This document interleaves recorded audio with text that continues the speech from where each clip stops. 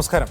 മാസപ്പടി കേസിൽ serious fraud അന്വേഷണത്തിന് തടസ്സമില്ലെന്ന കർണാടക ഹൈക്കോടതിയിലെ വിധിയോടെ പ്രതിരോധത്തിലായിരിക്കുകയാണ് സംസ്ഥാന സർക്കാർ.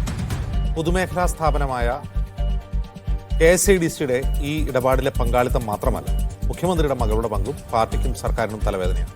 ഇതിനിടെയാണ് കരിമണൽ ഖനനാനുമതിക്ക് വേണ്ടിയാണ് മാസപ്പടി എന്ന പ്രതിപക്ഷത്തിന്റെ ആരോപണവും ഉയരുന്നത്. പാർട്ടി നിലപാടിന് വിരുദ്ധമായി പിണറായി സർക്കാർ കരിമണൽ ഖനനത്തിന് ഒത്താശ ചെയ്തു. അതിന് ലഭിച്ച പ്രതിഫലമായിരുന്നു മാസപ്പടി എന്ന് വിളിക്കപ്പെടുന്ന ആ തുക. സ്വാഗതം. സ്പെഷ്യൽ എഡിഷനിലേക്ക് നമ്മളൊപ്പം അതിഥികളായി CPM നേതാവ് M പ്രകാശൻ മാസ്റ്റർ, കോൺഗ്രസ് വക്താവ് നിജേഷ് അരവിന്ദ്, BJP വക്താവ് BG വിഷ്ണു, കരിമണൽ ഖനന സമരസമിതിയുടെ പ്രതിനിധി B ഭദ്രൻ എന്നിവർ. ആദ്യം ഭദ്രനിലേക്ക്. ശ്രീ ഭദ്രൻ, നിങ്ങൾ ഈ കരിമണൽ വിരുദ്ധ സമിതിക്കാർ മാസങ്ങളായി ഉയർത്തുന്ന ഒരു ആരോപണമാണ് എക്സാലോജിക് എന്ന മുഖ്യമന്ത്രിയുടെ മകളുടെ കമ്പനിക്ക് CMRL നൽകിയ മാസപ്പടി അത് കരിമണൽ ഖനനത്തിന് വേണ്ടിയുള്ള ലോബിയിങ്ങിനോ ക്യാമ്പയിനോ വേണ്ടി നൽകിയ കോഴയാണ് എന്ന്. കഴിഞ്ഞ ദിവസം മാത്യു കുഴൽനാടനും ഇക്കാര്യം ആരോപിച്ചുകൊണ്ട് രംഗത്തെത്തിയിരിക്കുന്നു. സ്വകാര്യ മേഖലയിലെ കരിമണൽ ഖനനം വർഷങ്ങളായി അനുവദിക്കപ്പെട്ടിട്ടില്ല എന്നിരിക്കെ എങ്ങനെയാണ് കരിമണൽ ഖനനം നിങ്ങൾ ആരോപിക്കുന്ന പോലെ നടന്നിരുന്നത്? അത് ഔദ്യോഗികമായി അവർക്ക് ഖനനം ചെയ്യാൻ വേണ്ടിയുള്ള നടപടിക്രമങ്ങൾ എങ്ങനെയാണ് മുന്നോട്ട് പോയത്? നിങ്ങൾക്ക് എന്താണ് അറിയാവുന്നത്?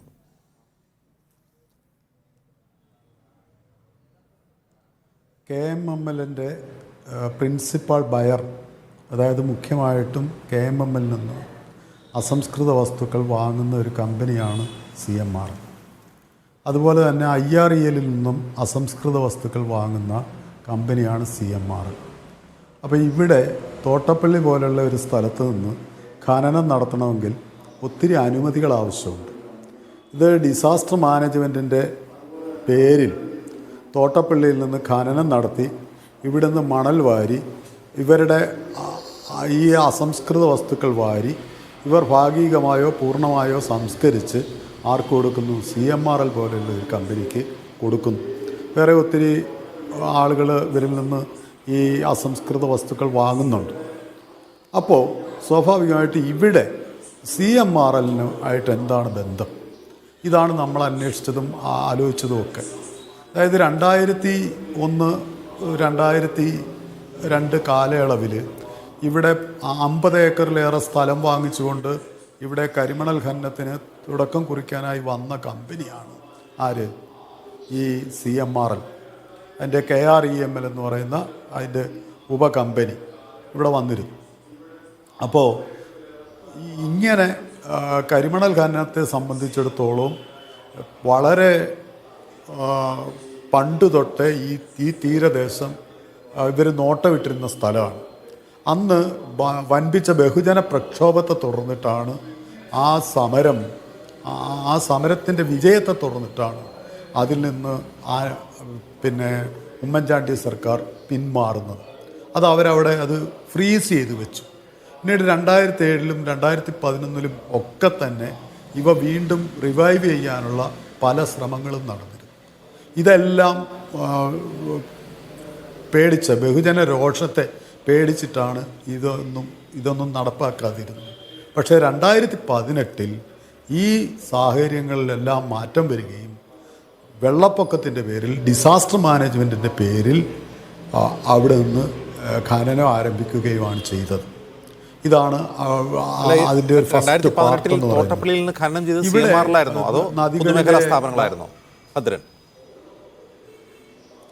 2018-ലല്ല ഖനനം, 2019 അവസാനത്തോടു കൂടിയാണ് ഖനനം ആരംഭിക്കുന്നത്. 31/5/2019 ഖനനാനുമതി നൽകുന്നത്.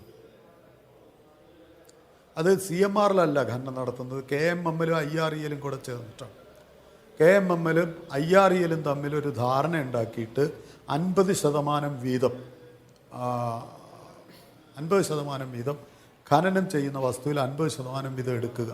എന്നിട്ട് അവർക്ക് താല്പര്യമുള്ള കമ്പനികൾക്ക് താല്പര്യപത്രത്തിൻ്റെ അടിസ്ഥാനത്തിൽ ഇവർക്ക് കമ്പനികൾക്ക് കൊടുക്കുക എന്നുള്ളതാണ് ഇവരുടെ രീതി. അതിൽ അതിൻ്റെ പ്രിൻസിപ്പൽ ബയർ എന്ന നിലയിൽ CMRL ഉണ്ട്.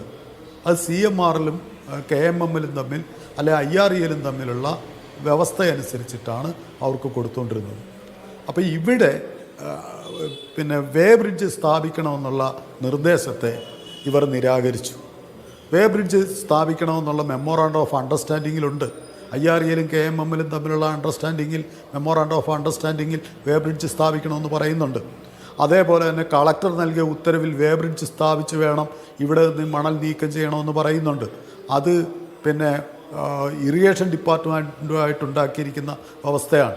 ഈ വ്യവസ്ഥകളൊന്നും പാലിക്കാതെ ഇവിടുന്ന് ഖനനം നടത്തിക്കൊണ്ട് പോവുക, അത് എങ്ങോട്ടാണെന്നറിയില്ല, എവിടേക്കാണെന്നറിയില്ല, എന്തിനാണെന്നറിയില്ല.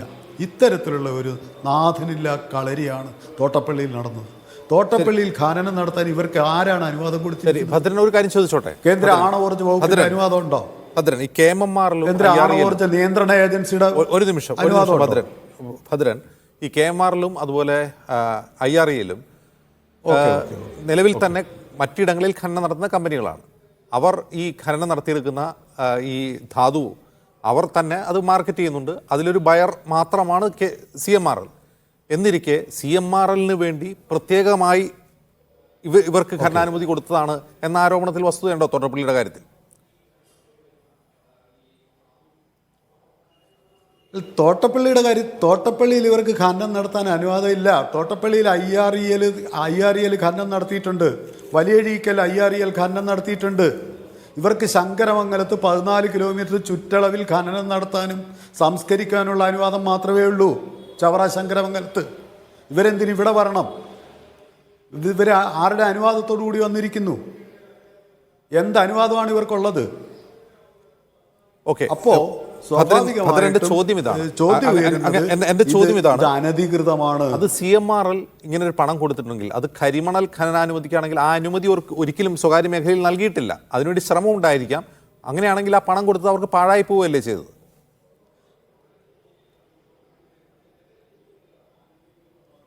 അത് പാഴാകുന്നോ ഇല്ലയോ എന്നുള്ളതൊന്നും അല്ല ഇവിടുത്തെ വിഷയം എന്ന് പറയുന്നത്. ഇവിടുന്ന് ഇവർക്ക് അസംസ്കൃത വസ്തുക്കൾ കിട്ടുന്നുണ്ടോ ഇല്ലയോ എന്നുള്ളതാണ്. അത് ശശിധരൻ കർത്ത തന്നെ വ്യക്തമായിട്ട് പറയുന്നുണ്ടല്ലോ. അൺഇൻറ്ററപ്റ്റഡ് ആയിട്ടുള്ള സപ്ലൈക്ക് വേണ്ടി പരിസ്ഥിതി പ്രവർത്തകരുടെയും മറ്റും എതിർപ്പില്ലാതാക്കാൻ, ട്രേഡ് യൂണിയനുകളുടെ എതിർപ്പില്ലാതാക്കാൻ ഒക്കെയാണ് ഞാൻ പണം കൊടുത്തതെന്ന് ഈ നമ്മുടെ ഇൻ്ററിം സെറ്റിൽമെൻറ്റ് ബോർഡിൻ്റെ റിപ്പോർട്ടിൽ പറയുന്നുണ്ടല്ലോ. ശശിധരൻ കർത്ത കൊടുത്ത സ്റ്റേറ്റ്മെൻ്റ് ആണല്ലോ അത് അതേപടി എടുത്തു വെച്ചിരിക്കുന്നത്. അതിനകത്ത് IKക്ക് കൊടുത്തിട്ടുണ്ട്, KKക്ക് കൊടുത്തിട്ടുണ്ട്, PVക്ക് കൊടുത്തിട്ടുണ്ട്, OCക്ക് കൊടുത്തിട്ടുണ്ട്, രമേശ് ചെന്നിത്തലയ്ക്ക് കൊടുത്തിട്ടുണ്ട് എന്നൊക്കെ പറയുന്നുണ്ടല്ലോ. അതുപോലെ തന്നെ വീണാ വിജയനും പണം കൊടുത്തിട്ടുണ്ടെന്ന് ശശിധരൻ കർത്ത പറയുന്നുണ്ടല്ലോ. അപ്പം അതിനെ തുടർന്നല്ലേ ഇപ്പോൾ ROCയുടെ അന്വേഷണം വന്നത്. അതിനെ തുടർന്നല്ലേ ഇപ്പോൾ ഇവിടെ അന്വേഷണം വന്നിരിക്കുന്നത്, SFIയുടെ അന്വേഷണം വന്നിരിക്കുന്നത്. CMRL ഇതിനകത്ത് നേരിട്ട് ഖനനം നടത്തുന്നുണ്ടോ അല്ലയോ എന്നുള്ളത് പ്രസക്തമായ വിഷയമല്ല. സ്വകാര്യ കമ്പനികൾക്കൊന്നും അത് പ്രസക്തമല്ലെങ്കിൽ പോലും അവർ കഴിഞ്ഞൊരു 10-20 വർഷമായിട്ട് സ്വകാര്യ മേഖലയിൽ ഖനനത്തിന് വേണ്ടി ലോബിങ് നടത്തുന്നവരാണ്. അതിനുവേണ്ടി പ്രത്യേകമായ ഒരു കമ്പനി ഉണ്ടാക്കിയിട്ടുണ്ട്. പക്ഷെ അവർക്ക് അനുമതി ലഭിച്ചിട്ടില്ല ഇതുവരെ എന്നുള്ള ഒരു കാര്യം. അത് കോടതി നടപടികളിലേക്ക് പോയിട്ടുണ്ട്. പക്ഷേ അവർ ഭൂമി പാട്ടത്തിനെടുത്തിട്ടുണ്ട്. ആ പാട്ടത്തിനെടുത്ത ഭൂമിയിൽ നിന്ന് ഇതിനിടയിൽ അനധികൃതമായിട്ടെങ്കിലും ഖനനം നടന്നിട്ടുണ്ടോ നിങ്ങൾക്കറിയാമോ? പാട്ടത്തിനെടുത്ത ഭൂമിയിൽ നിന്ന് ഖനനം നടന്നിട്ടില്ല. അവർ പാട്ടത്തിനെടുത്ത ഭൂമിയിൽ നിന്ന് ഖനനം നടന്നിട്ടില്ല. ഇത് തോട്ടപ്പള്ളിയിൽ നിന്ന്, തോട്ടപ്പള്ളി പൊഴിയിൽ നിന്നും, വലിയഴീക്കൽ, തോട്ടപ്പള്ളി ഹാർബറുകളിൽ നിന്നുമാണ് മണ്ണെടുത്തിട്ടുള്ളത്. തുറമുഖ വികസനത്തിൻ്റെ പേരിൽ വലിയഴീക്കൽ നിന്നും തോട്ടപ്പള്ളിയിൽ നിന്നും മണ്ണെടുത്തിട്ടുണ്ട്. തുറമുഖങ്ങളിൽ നിന്ന് എടുത്തിട്ടുണ്ട് മണ്ണ്. അതുപോലെ തന്നെ തോട്ടപ്പള്ളി പൊഴിയിൽ നിന്ന് ഈ 2 കമ്പനികൾ IREലും KMMലും അവിടുന്ന് ഖനനം നടത്തി എടുക്കുന്ന മണ്ണ് CMRLന് മറിച്ചു കൊടുത്തിട്ടുണ്ട്. അതിനു വേണ്ടിയിട്ടാണ് ഈ പണം മുഴുവൻ ഉപയോഗിച്ചിട്ടുള്ളത്. അത് ശശിധരൻ കർത്ത തുറന്ന് സമ്മതിച്ചിട്ടുള്ള വിഷയമാണെന്നേ. ഭദ്രൻ, ഒറ്റ കാര്യം കൂടി ചോദിച്ചോട്ടെ. ഈ തോട്ടപ്പള്ളിയിൽ ഖനനം നടത്തിയില്ലെങ്കിലും ഈ 2 പൊതുമേഖലാ സ്ഥാപനങ്ങൾക്ക് CMRLന് അസംസ്കൃത വസ്തു കൊടുക്കുന്നതിൽ തടസ്സമില്ല. അവർ വേറെ ഖനനം നടത്തുന്നുണ്ടല്ലോ.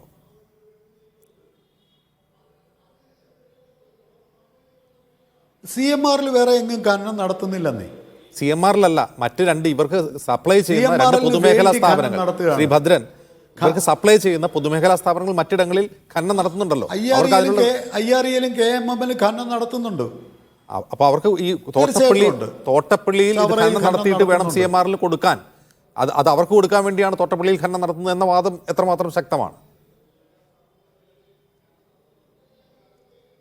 അല്ലെ, അത് ഈ 2019 ശേഷം അവർ പറയുന്നുണ്ട് പുതിയ ന്യൂ പ്രോസ്പെക്ട്സ് ഞങ്ങൾക്കുണ്ടായിരിക്കുന്നത് തോട്ടപ്പള്ളിയിലെ റിച്ചായിട്ടുള്ള മിനറൽസ് കിട്ടിയതിനെ തുടർന്നിട്ടാണെന്ന് KMML പറയുന്നുണ്ട്.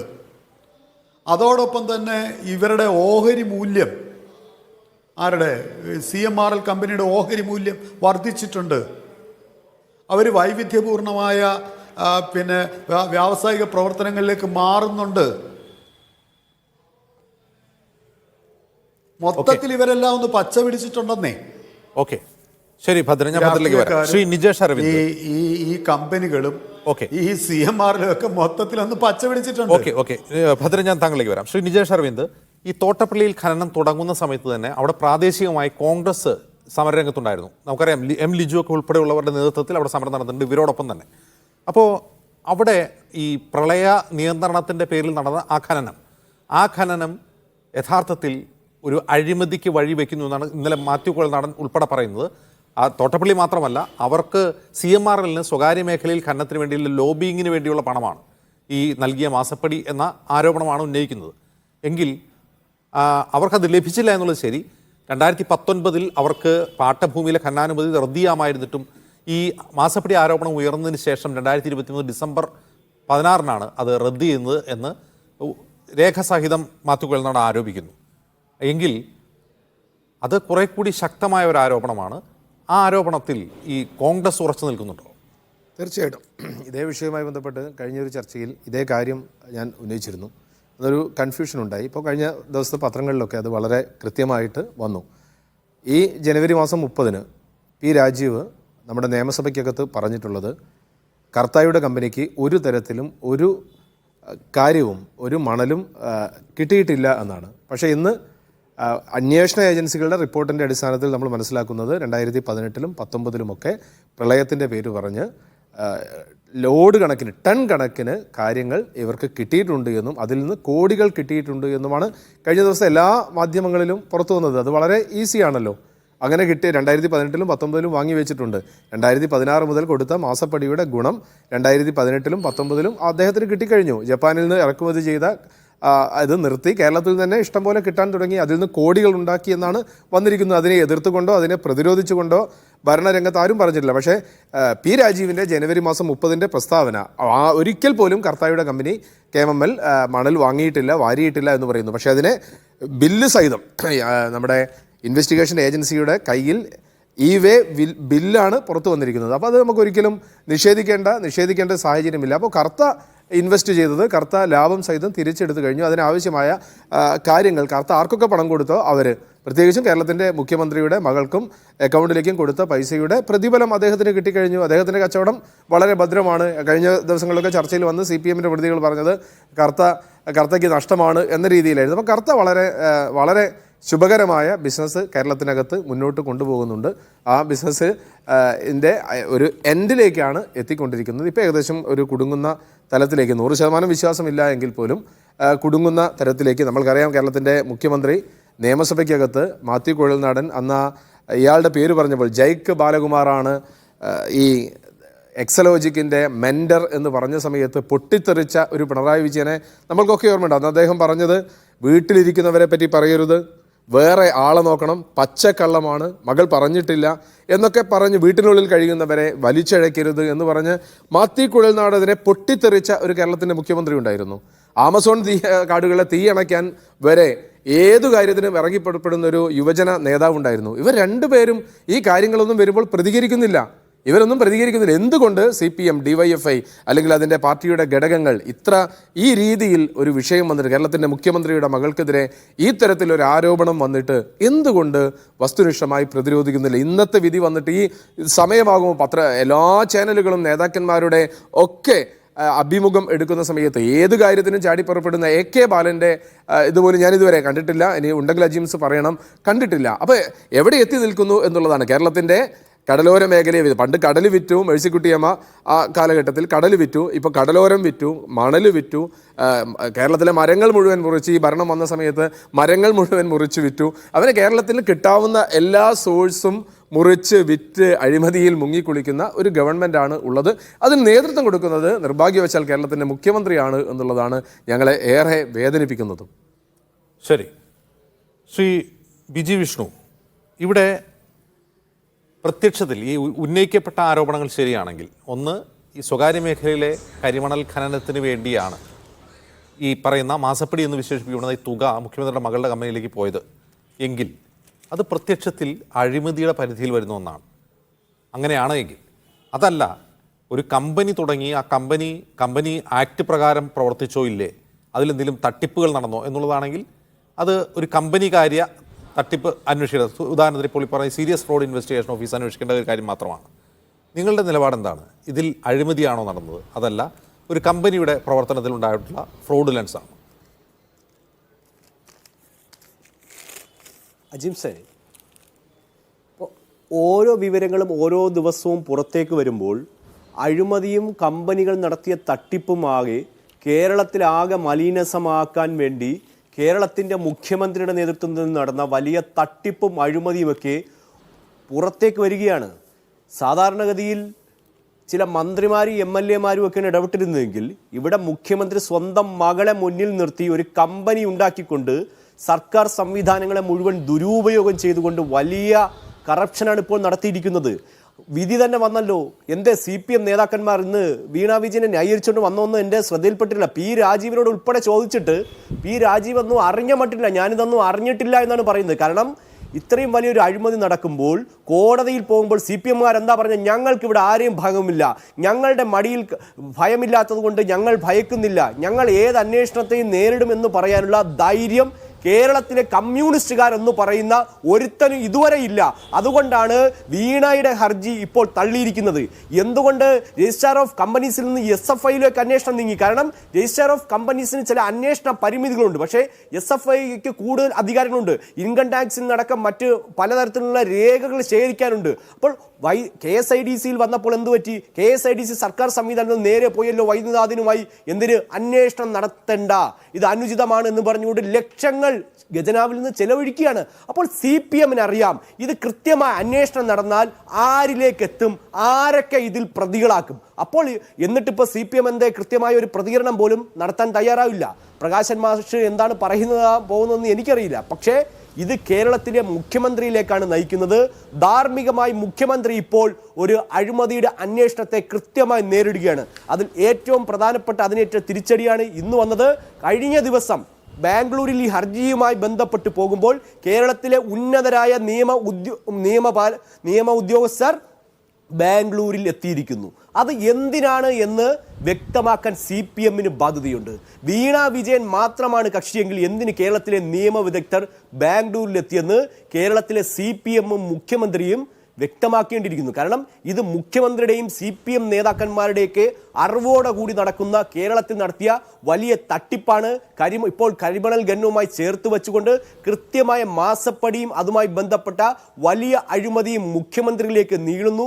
വരും ദിവസങ്ങളിൽ കേരളത്തിൽ വലിയ മാറ്റമുണ്ടാകും. ഈ അഴിമതിക്കാരെല്ലാം ഒന്നൊന്നായി ജയിലിലേക്ക് പോകുന്ന കാഴ്ച നമുക്ക് കാണാൻ കഴിയും. ശരി, ശ്രീ പ്രകാശൻ മാസ്റ്റർ, മുഖ്യമന്ത്രിയുടെ മകൾ വീണ വിജയൻ്റെ കമ്പനിയായ എക്സാലോജിക് ഒരു പൊതുമേഖലാ സ്ഥാപനത്തിന് പങ്കാളിത്തമുള്ള സ്വകാര്യ കമ്പനിയിൽ നിന്ന് അനധികൃതമായി പണം വാങ്ങി, ഒരു സേവനം കൊടുക്കാതെ പണം വാങ്ങിയെന്നൊരു ആരോപണമായിരുന്നു ഉണ്ടായിരുന്നത്. അവിടെ CPM-നോ സർക്കാരിനോ ഒരു റോളുമില്ല ആ ഒരു കാര്യത്തിൽ. കാരണം വീണ ടൈക്കണ്ടി എന്ന് പറയുന്ന ഒരു സ്വതന്ത്ര വ്യക്തിയാണ്. ഒരു നേരത്തെ തന്നെ പാർട്ടി വ്യക്തമാക്കിയതുപോലെ ഒരു സ്വതന്ത്രയായ സംരംഭകയാണ്. അവർ കമ്പനി നടത്തുന്നതിലോ കമ്പനി പൂട്ടുന്നതിലോ തുടങ്ങുന്നതിലോ നടത്തുന്നതിലോ എന്തെങ്കിലും പ്രശ്നമുണ്ടെങ്കിൽ അവർ തീർത്തോളും. അതിന് പാർട്ടിയോ സർക്കാരോ മറുപടി പറയേണ്ട കാര്യമില്ല, അത് കറക്റ്റാണ്. പക്ഷേ ഇവിടെ അങ്ങനെയല്ല. ഇവിടെ പാർട്ടി അതിനെ പ്രതിരോധിക്കാൻ വേണ്ടി വരുന്നു. ആ പ്രതിരോധിച്ച് മുമ്പോട്ട് പോകുമ്പോൾ എന്തിന് പണം നൽകി എന്നതിനുള്ള കൂടുതൽ ആരോപണങ്ങൾ ഇവിടെ ഉന്നയിക്കപ്പെടുന്നു. അതിലൊന്ന്, സ്വകാര്യ മേഖലയിലെ കരിമണൽ ഖനനത്തിന് വേണ്ടിയുള്ള ശ്രമത്തിൻ്റെ ഭാഗമായി, അതിൻ്റെ ലോബിങ്ങിൻ്റെ ഭാഗമായി ലഭിച്ച കിക്ക് ബാക്സ് ആണ് അത് എന്ന ആരോപണം കൂടി ഏറ്റവും അവസാനം മാത്യു കൊൽനാട് ഉന്നയിക്കുകയാണ്. ഇവിടെ KSIDC കൂടി ഇൻവോൾവ് ആയ ഒരു അന്വേഷണമാണ് എന്നിരിക്കെ KSIDCക്ക് വേണ്ടി സ്റ്റാൻഡിംഗ് കൗൺസിൽ ഉണ്ടായിരിക്കെ സുപ്രീം കോടതി അഭിഭാഷകനെ ലക്ഷങ്ങൾ കൊടുത്തു വരുത്തുന്നു ഈ കേസ് വാദിക്കാൻ. സർക്കാരും പാർട്ടിയും പ്രതിരോധത്തിലാണ്.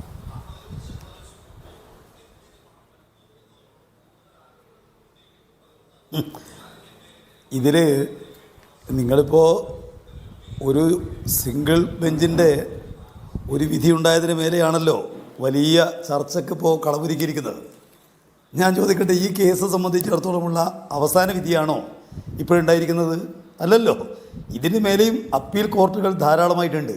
പിന്നെ ഇതിൽ ഉണ്ടായിരിക്കുന്ന കാര്യമെന്ന് പറയുന്നത് വളരെ വളരെ വ്യക്തമാണ്.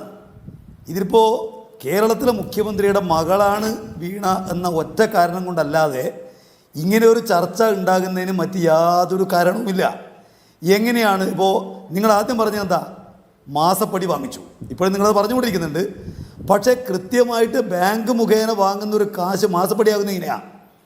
മാസപ്പടി എന്ന് പറയുന്നത് അന്യായമായിട്ട് വാങ്ങുന്നതാണല്ലോ. പിന്നെ ഇത് സംബന്ധിച്ച ആദ്യത്തെ അന്വേഷണം നടക്കുന്നത് 2019 ഇത് 2023. ഈ 4 കൊല്ലക്കാലം നിങ്ങൾ എന്തു ചെയ്യുകയായിരുന്നു? ഇവിടെ ഇത് സംബന്ധിച്ച് 2019 കണ്ടെടുത്ത കാര്യങ്ങൾ സംബന്ധിച്ച് കൃത്യമായ നിലക്ക് CMR പറഞ്ഞിട്ടുണ്ട്. ഇവിടെ ഈ പ്രശ്നം ചർച്ചയ്ക്ക് വരുന്നത് എങ്ങനെയാണ്? ഒരു ഇൻ്ററിം ബോർഡ്, അത് നികുതിയുമായി ബന്ധപ്പെട്ട ഒരു ഇൻ്ററിം ബോർഡ് അതിന് വിധിയിൽ ഒരു കാരണവശാലും പരാമർശിച്ചുകൂടാത്ത നിലയിൽ ഒരാളെ പരാമർശിക്കുമ്പോൾ എ പ്രോമിനൻ്റ് പേഴ്സൺ എന്ന് പറഞ്ഞ് അവിടെ ചേർക്കുന്നു. ആ പ്രോമിനൻ്റ് പേഴ്സണോ ഉന്നയിച്ചിരിക്കുന്ന വ്യക്തിയോ ഈ പറയുന്ന അവരുടെ ഒരു പരിശോധനയ്ക്ക് വിധേയപ്പെട്ടവരല്ല, ഒരിക്കലും അവർ വിളിക്കപ്പെട്ടിട്ടേ ഇല്ല. ഇൻ്ററിം ബോർഡ് ഒരു വിധി പ്രസ്താവിക്കുമ്പോൾ ഒരാവശ്യമില്ലാത്ത നിലക്ക് ആ കാര്യം ചേർക്കുന്നു. ഇൻ്ററിം ബോർഡ് ചർച്ച ചെയ്ത കാര്യം എന്താ? നിശ്ചയിക്കപ്പെട്ടിരിക്കുന്ന CMRൽ നിശ്ചയിക്കപ്പെട്ടിരിക്കുന്ന അധികമായിട്ടുള്ള നികുതി തിരിച്ചടക്കേണ്ടതാണോ? ആ ഉത്തരവിന് സാധുതയുണ്ടോ? ഇതാണല്ലോ പരിശോധിച്ചത്. ആ പരിശോധിച്ചതിന് മേലെ അവർ നിങ്ങൾ പൈസ അടക്കേണ്ടതാണെന്ന് തീരുമാനിക്കുന്നു. അത് എങ്ങനെയാണ് പിന്നൊരു ഗൗരവമായ ചർച്ചാ വിഷയമാകുന്നത്? പിന്നെ കരിമണൽ സംബന്ധിച്ച് ഞാൻ ചോദിക്കട്ടെ, 1995 ശേഷം വന്ന UDF ഗവൺമെൻറ്റുകൾ, ഏതെങ്കിലും ഒരു ഗവൺമെൻറ് ഈ കരിമണൽ ഖനനം സ്വകാര്യ മേഖലയ്ക്ക് കൊടുക്കേണ്ടതില്ല എന്ന അഭിപ്രായമുള്ള ഗവൺമെൻറ് ആയിരുന്നുവോ? ഇന്ത്യയിലുള്ള കോൺഗ്രസിൻ്റെ ഗവൺമെൻറ്, മൻമോഹൻ സിംഗിൻ്റെ ഗവൺമെൻറ് അടക്കം കരിമണൽ സ്വകാര്യ മേഖലയ്ക്ക് ഖനനം ചെയ്യാൻ കൊടുക്കണം നിലപാട് ഇന്ത്യയിൽ കൊണ്ടുവന്ന അവരല്ലേ? അതിനെതിരായിട്ട് ഏറ്റവും ശക്തമായ നിലപാട് സ്വീകരിച്ച പാർട്ടി ഏതാ? CPIM ആണ്. നിങ്ങൾക്ക് ഓർമ്മയുണ്ട് 2003 അവിടെ ഒരു വലിയ മനുഷ്യച്ചങ്ങല നടന്നു. എന്തിനു വേണ്ടിയാ?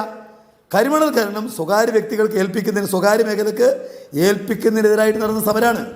കേരളത്തിൻ്റെ ചരിത്രത്തിൽ ഒരിക്കലും ഇടതുപക്ഷം കരിമണൽ ഖനനത്തിന് സ്വകാര്യ മേഖലയ്ക്ക് അനുമതി കൊടുത്തിട്ടില്ല. ഇപ്പോൾ കഴിഞ്ഞ ഗവൺമെൻറ്, പിണറായി വിജയൻ നയിക്കുന്ന കേരളത്തിൽ 1ാമത്തെ ഗവൺമെൻറ്, ആ ഗവൺമെൻറ്റിൻ്റെ കാലത്ത് സുനാമി ഉണ്ടായത് നിങ്ങൾക്ക് അറിയുന്നതാണല്ലോ. ആറാട്ടുപുഴയിൽ ഉണ്ടായിട്ടുള്ള വലിയ നിലക്കുള്ള മണൽ കടന്നു വരലും അവിടെ വന്നിരിക്കുന്ന വലിയ കടൽ ചുരുക്കമൊക്കെ നിങ്ങൾക്കറിയാവുന്ന സംഗതിയാണല്ലോ. ആ സമയത്തും മണലെടുക്കാൻ തീരുമാനിച്ച ആരെയാണ്? KMMLനെയും IREയുമാണ്. 2 പൊതുമേഖലാ സ്ഥാപനമാണ്. KMML കരിമണലെടുത്ത് അവർക്ക് ആവശ്യമുള്ള രാസപദാർത്ഥം വേർതിരിക്കുന്നു. IRE അങ്ങനെ വേർതിരിക്കുന്ന ഒരു സ്ഥാപനമല്ല. അവർ വേർതിരിച്ച് അത് സ്വകാര്യ മേഖല, അത് കേന്ദ്ര ഗവൺമെൻറ് പൊതുമേഖലയാണ്. അതല്ലാതെ ഏതെങ്കിലും ഒരു കമ്പനിക്ക്, CMRൽ ഉൾപ്പെടെയുള്ള ഒരു കമ്പനിക്കും സ്വകാര്യ മേഖലയിൽ മണലെടുക്കാൻ LDFൻ്റെ ഗവൺമെൻറ് അനുവാദം കൊടുത്തിട്ടേ ഇല്ല. പിന്നെ നിങ്ങൾ ആ അനുവാദം കിട്ടിയതിന് വേണ്ടിയാണ് ഈ പറയുന്ന പണം കൊടുത്തതെന്ന് പറയുന്നതിന് എന്താ അർത്ഥമുള്ളത്? ഇവിടെ വളരെ കൃത്യമായിട്ട് ഇപ്പം നിങ്ങൾ ആദ്യം പറഞ്ഞു വന്നത്, ഈ പറയുന്ന പോലെ ഇൻകം ടാക്സ് അടക്കാറില്ല, അവർ ഈ പറയുന്ന പോലെ അവരുടെ വരുമാനം വെളിപ്പെടുത്തിയിട്ടില്ല. ഇക്കാര്യങ്ങളെല്ലാം പരസ്യമായ നിലക്ക് വന്നല്ലോ. അവർ ഇൻകം ടാക്സ് കൊടുക്കാറുണ്ട് കൃത്യമായിട്ടെന്നുള്ളത് ഇൻകം ടാക്സ് ഡിപ്പാർട്ട്മെൻറ്റ് പറഞ്ഞല്ലോ. കൃത്യമായ നിലക്ക് അവർ എല്ലാ അക്കൗണ്ടുകളും സമർപ്പിച്ചിട്ടുണ്ട്. ഇൻകം ടാക്സ് റിട്ടേൺസ് കൃത്യമായി സമർപ്പിക്കാറുണ്ട്. ആ കാര്യങ്ങളെ സംബന്ധിച്ചെല്ലാം വ്യക്തമായല്ലോ. അപ്പോൾ നിങ്ങൾക്ക് തെരഞ്ഞെടുപ്പ് അടുക്കുമ്പോൾ കേരള മുഖ്യമന്ത്രിക്കെതിരെയും അദ്ദേഹത്തിൻ്റെ കുടുംബത്തിനെതിരെയും എന്തൊക്കെ ആക്ഷേപം ഉന്നയിക്കണം. ബിരിയാണി ചമ്മല സ്വർണം വന്ന അങ്ങനെയാണ്, അതുപോലെ തന്നെ ലാവലിൽ വന്നുള്ളത് അങ്ങനെയാണ്, അതുപോലെ അന്താരാഷ്ട്ര രംഗത്തുള്ള കള്ളക്കടത്ത് വന്നിരിക്കുന്നത് അങ്ങനെയാണ്. എന്തെന്ത് ആക്ഷേപങ്ങൾ ഇപ്പോൾ നിങ്ങൾക്ക് ഓർമ്മയുണ്ടാവുമല്ലോ. മുഖ്യമന്ത്രിയുടെ സിംഗപ്പൂർ യാത്ര, അദ്ദേഹത്തിൻ്റെ കമല ഇൻ്റർനാഷണൽ എന്ന് പറയുന്ന സ്ഥാപനം, അതുപോലെ അദ്ദേഹത്തിൻ്റെ വലിയ വീട്, എന്തെന്ത് ആക്ഷേപങ്ങൾ. ഈ കഴിഞ്ഞ ഒരു 10-20 കൊല്ലക്കാലം കേരളത്തിൽ നടക്കുന്ന തെരഞ്ഞെടുപ്പുകളുടെ എല്ലാം മുമ്പിൽ നിങ്ങൾ കേരള മുഖ്യമന്ത്രി ആദരണീയനായിട്ടുള്ള പിണറായി അപകീർത്തിപ്പെടുത്താൻ എന്തെന്ന് വൃത്തികളൊക്കെ കാണിച്ചിട്ടുണ്ട്. പക്ഷേ അതൊന്നും തന്നെ നിങ്ങൾക്ക് ഒരു കാര്യവും തെളിയിക്കാനായിട്ടില്ല. ഈ സൂര്യപ്രകാശത്തിന് മുമ്പിൽ വന്നിരിക്കുന്ന ഈ ചെറിയ ഈയാമ്പാറ്റകളെ പോലെ അതെല്ലാം കത്തിപ്പോവുക എന്നുള്ളതല്ലാതെ വേറെ ഒന്നും സംഭവിച്ചിട്ടില്ലല്ലോ. ഇപ്പോഴും തെരഞ്ഞെടുപ്പ് വരാൻ പോവാണ്. BJPക്ക് എന്തെങ്കിലും നിലയ്ക്ക് ഇത്തരം കാര്യങ്ങൾ കൊണ്ടുവരണം. അതിന് അവർ ഉപയോഗിക്കുന്ന പ്ലാറ്റ്ഫോം UDFൻ്റെതാണ്. അതുകൊണ്ട് അവരെ ഇട്ട് ഇങ്ങനെ കളിപ്പിക്കുന്നു എന്നല്ലാതെ അതിൽ പരം യാതൊരു പ്രാധാന്യമില്ല. ഒരു ചുക്കും നിങ്ങൾക്ക് കിട്ടാൻ വേണ്ടി പോകുന്നില്ല. ഇവിടെ അഗ്നിയിൽ നിന്ന് തെളിയിക്കപ്പെട്ടിരിക്കുന്ന EM പോലെ വളരെ ശുദ്ധമായ നിലക്ക് ഇടതുപക്ഷ ജനാധിപത്യ മുന്നണിയും കേരളത്തിലെ മുഖ്യമന്ത്രിയും ഉയർന്നു വരുമെന്ന കാര്യത്തിൽ യാതൊരു തർക്കവുമില്ല. എന്തുകൊണ്ടെന്നാൽ അദ്ദേഹത്തിൻ്റെ ജീവിതം കേരളത്തിൽ ഒരു തുറന്ന പുസ്തകമാണ്. അദ്ദേഹത്തെ അറിയാത്ത ആളുകളൊന്നുമില്ല കേരളീയർ. നിങ്ങൾ കുറേ മാധ്യമങ്ങൾ വിചാരിച്ചാൽ യു ഡി എഫ് അഴിമതി ആക്ഷേപം ഉന്നയിക്കപ്പെടാത്ത ഒരൊറ്റ മന്ത്രിയുണ്ടോ യു ഡി എഫിൻ്റെ കാലത്ത്? ഇവിടെ ഈ കേരളത്തിൽ കരിമണൽ ഖനനത്തിന് സ്വകാര്യ മേഖലയ്ക്ക് അനുമതി കൊടുത്ത എല്ലാം നിങ്ങളുടെ ഗവൺമെൻറ് അല്ലേ? 2001 മുതൽ 6 വരെയുള്ള ഗവൺമെൻറ്, 95 മുതലുള്ള ഗവൺമെൻറ്, കഴിഞ്ഞ ഉമ്മൻചാണ്ടി ഗവൺമെൻറ്, അവരെല്ലാം സ്വകാര്യ മേഖലയിൽ കരിമണൽ ഖനനം കൊണ്ടുവരാൻ കാര്യമായി ശ്രമിച്ചിട്ടുണ്ട്. നടക്കാതിരുന്നത് ഇടതുപക്ഷത്തിൻ്റെ ഇടപെടൽ കൊണ്ടാണ്. ഓരോ സന്ദർഭത്തിലും അധികാരം കിട്ടിയ സമയത്ത് ഇടതുപക്ഷം ഒരു തരത്തിലുള്ള അഴിമതി ആരോപണവും ഉയരാത്ത രണ്ട് സർക്കാരുകളാണ്, ഒന്നാം പിണറായി വിജയൻ സർക്കാരും രണ്ടാം പിണറായി വിജയൻ സർക്കാരും എന്നാണ്. അതായത് ഈ രണ്ട് സർക്കാരുകൾക്കെതിരെ ഒരു അഴിമതി ആരോപണം ഉയർന്നിട്ടില്ല, ഉയർത്തിയ ആരോപണം തെളിയിക്കാൻ പറ്റിയിട്ടില്ല. ഓക്കെ മുഖ്യമന്ത്രിയുടെ മകൾ നടന്ന ഒരു കമ്പനി പൊതുമേഖലാ സ്ഥാപനത്തിന് പങ്കാളിത്തമുള്ള ഒരു സ്വകാര്യ കമ്പനിയിൽ നിന്ന് പണം വാങ്ങി. അത് എന്ത് സേവനത്തിനാണ് എന്ന് നിങ്ങൾക്ക് പറയാൻ കഴിയുമോ? അത് തെളിയിക്കാൻ പറ്റിയിട്ടുണ്ട് ഇതുവരെ? ഇത് പലവട്ടം ഈ കാര്യം ചർച്ച ചെയ്തല്ലേ. അവർ തമ്മിലൊരു എഗ്രിമെൻ്റ് ഉണ്ടല്ലോ. ആ എഗ്രിമെൻറ്റിൽ എന്തെന്തോ കാര്യങ്ങൾക്കാണ് സേവനം എന്നുള്ളത് കൃത്യമായി നിനക്ക് പറഞ്ഞിട്ടുണ്ട്. ഒന്ന്, ആവശ്യമായ സോഫ്റ്റ്വെയറിൻ്റെ മെയിൻ്റെനൻസിനാണ്. മറ്റൊന്ന്, ആ സ്ഥാപനത്തിൻ്റെ ഇൻഡിവിജ്വലായിട്ടുള്ള അവരുടെ ആവശ്യങ്ങൾക്ക് നിർവഹണത്തിനാണ്. ഒന്ന് വീണ വിജയനാണ്, മറ്റൊന്ന് കമ്പനിക്കാണ്. അതിന് വാങ്ങിച്ചിരിക്കുന്ന സംഖ്യ എത്രയാണെന്നുള്ള കൃത്യമായ കണക്കെല്ലാം വന്നിട്ടുണ്ടല്ലോ. നിങ്ങളെ സംശയിച്ചു കൊണ്ടേയിരിക്കേണ്ട കാര്യം എന്താ? ഇവിടെ രണ്ട് കമ്പനികൾ തമ്മിൽ എഗ്രിമെൻ്റ് എത്തുന്നു. എഗ്രിമെൻ്റ് ഇന്നാണ് സേവനങ്ങളെന്ന് പറയുന്നു. ഓരോ കൊല്ലവുമുള്ള സേവനം വിലയിരുത്തിക്കൊണ്ട് അവർ നൽകുന്ന കൃത്യമായ നിലക്കുള്ള കണക്ക് വെച്ചുകൊണ്ട് കമ്പനി അക്കൗണ്ടിലൂടെ അവർക്ക് പണം കൊടുക്കുന്നു. അതിന് TDS അടക്കുന്നു. കിട്ടുന്ന വരുമാനത്തിന് അവർ വിളിച്ചപോലെ വ്യക്തമായ കാര്യം ശ്രീ പ്രകാശ് നിങ്ങളോട് പറയണോ സേവനം എന്താണെന്ന്? നിങ്ങളോട് പറയണോ സേവനം എന്താണെന്ന്? നിങ്ങളുമായിട്ടാണോ ശ്രീ പ്രകാശ്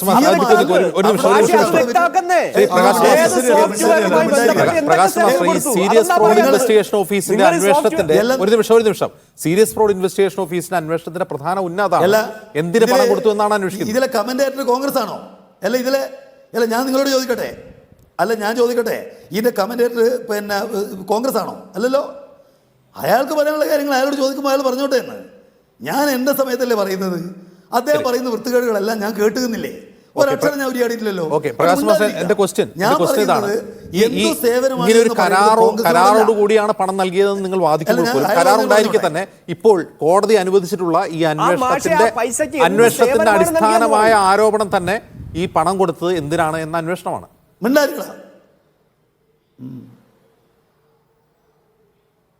അതാണ് ഞാൻ പറഞ്ഞത്. അത് അന്വേഷിച്ചോട്ടെ എന്ന്. മടിയിൽ കനമില്ലാത്തവന് വഴിയിൽ ഭയക്കേണ്ട ഒരു കാര്യമില്ല. റിട്ടേൺ എഗ്രിമെന്റിന് എന്താണ് സേവനം?